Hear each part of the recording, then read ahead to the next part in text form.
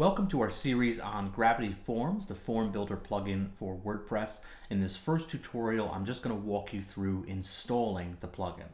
So the first thing that you want to do after you've purchased Gravity Forms, you want to log into your account, and under your account you want to click on Downloads.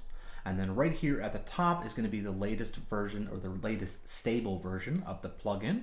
And in order to download it, we just click on this download link. Now we can go back to our websites. We can hover over plugins and click installed plugins, then click on add new, and then upload plugin, and choose the file from your computer. You can either go through this interface or you can drag and drop the file over to your computer and click on install now. And then that's going to upload the plugin, unpack the files, and install the plugin, and then we can choose the link to activate it.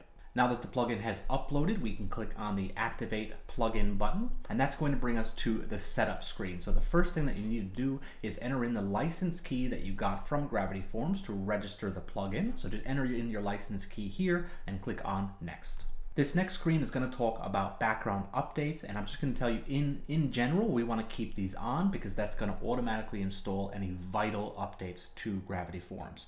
It's not going to install every update, but it will install the most important ones and the security updates and things like that. So we want to keep that enabled and then click on Next. The next thing that we're going to do is select our currency. Now, even if you're not going to be creating order forms, just select your default currency from this drop down. For no conflict mode, we want to keep this off unless a support or somebody from LattePress tells you to turn it on. So generally, some plugins can conflict with each other if they load the same JavaScript libraries or something like that.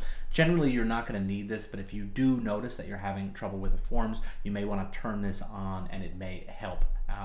But somebody from Gravity Forms or somebody from LattePress may tell you to turn this on, and you can do it again in the settings afterwards. But for now, we can keep this off. And then the toolbar menu, it just asks you if you want it to add certain Gravity Forms related items to the WordPress admin bar. So that's up to you, and click Next. And then that's it. So Gravity Forms is now installed, and we can click on Forms here to go to our main screen. And this is where we're going to create our new form, and we'll pick that up in the next video.